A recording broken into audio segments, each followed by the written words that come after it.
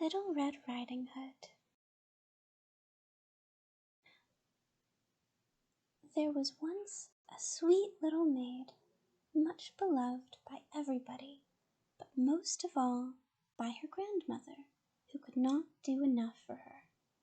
She gave the girl a hooded cape of red velvet, and, as it was very becoming, she never wore anything else. People called her Little Red Riding Hood. One day her mother said to her, "Come, Red Riding Hood, here are some cakes and a jug of cider to take to grandmother. She is weak and ill, and they will do her good. Hurry before it grows hot, and walk properly and nicely. Don't run, or you might fall and break the jug of cider. There will be none left for grandmother. And when you go into her room, don't forget to say, 'Good morning,' instead of staring all around you." "I will be sure to take care," promised Little Red Riding Hood. Now the grandmother lived deep in the wood, half an hour's walk from the village. When Red Riding Hood had reached the wood, she met the wolf, but she did not know what a bad animal he was, so she did not feel frightened. "Good day, Little Red Riding Hood," he said. "Thank you kindly, Wolf," she answered. "Where are you going so early, Little Red Riding Hood?" "To my grandmother's," she said. "What are you carrying in your basket?" "Cakes and cider. We baked yesterday, and my grandmother is very weak and ill, so they will do her good and strengthen her." "Where does your grandmother live, Little Red Riding Hood?" "A quarter of an hour's walk from here. Our house stands beneath the 3 large oak trees, and you will easily know it by the hazel bushes," said Little Red Riding Hood. The wolf thought to himself, "This tender young thing would be a delicious morsel and would taste better than the old one. I must manage somehow to get both of them."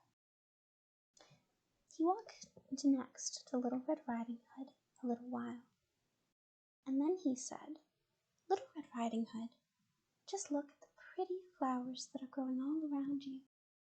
I don't think you are listening to the song of the birds. You are walking along as if you were just going to school, and it is so delightful here in the wood." Little Red Riding Hood glanced around her, and then she saw sunbeams darting here and there through the trees and lovely flowers everywhere.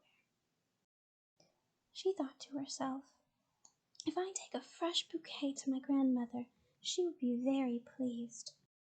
So she ran about in the wood, looking for flowers.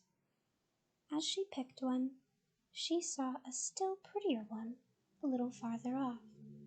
So she went farther and farther into the wood, but the wolf went straight to the grandmother's house and knocked at the door. "Who is there?" cried grandmother. "Little Red Riding Hood," the wolf answered. "I have brought you some cake and cider. Please open the door." "You can open it," cried the grandmother. "I am too weak to get up." So the wolf opened the door and went right in. Without saying a word, he walked to the bed and ate up the poor grandmother in an instant, for he had been more than 3 days without food. Then he put on her nightclothes, lay down in her bed, and drew the curtains around him.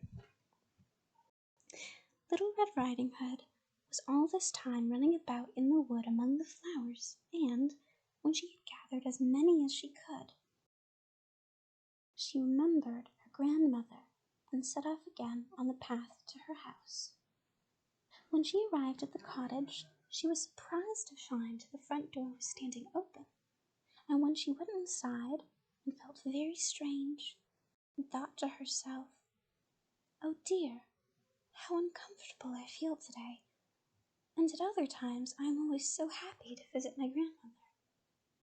And when she said, "Good morning, grandmother," there was no answer. Then Little Red Riding Hood went over to the bed and slowly drew back the curtains. There lay the grandmother, with her nightcap pulled down over her eyes, so that she looked very odd.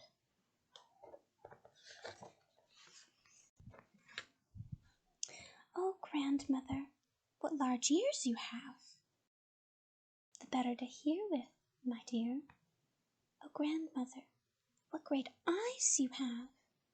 "The better to see with, my dear." "Oh, grandmother, what large hands you have!"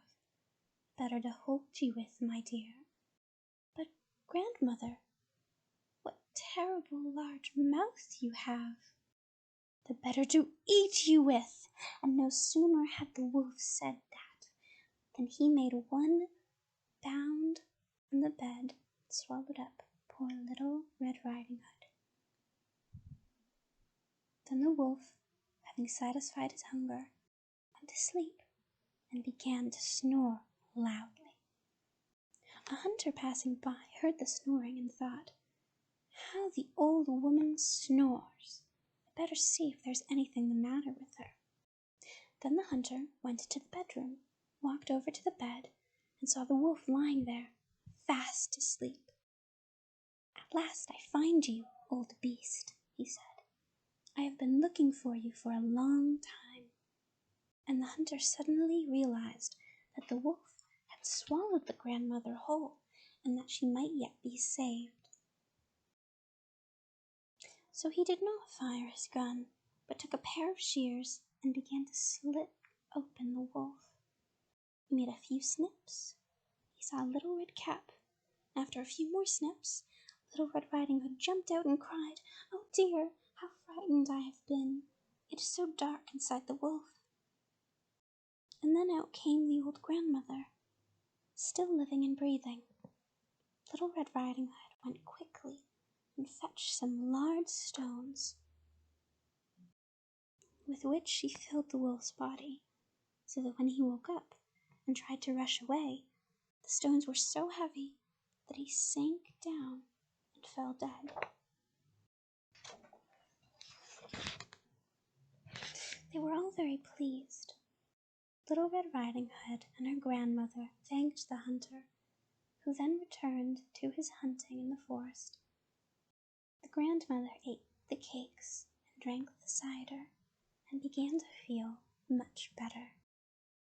Little Red Riding Hood said to herself, as long as she lived, she would never leave the path and stray about in the wood alone. She would always do exactly what her mother told her.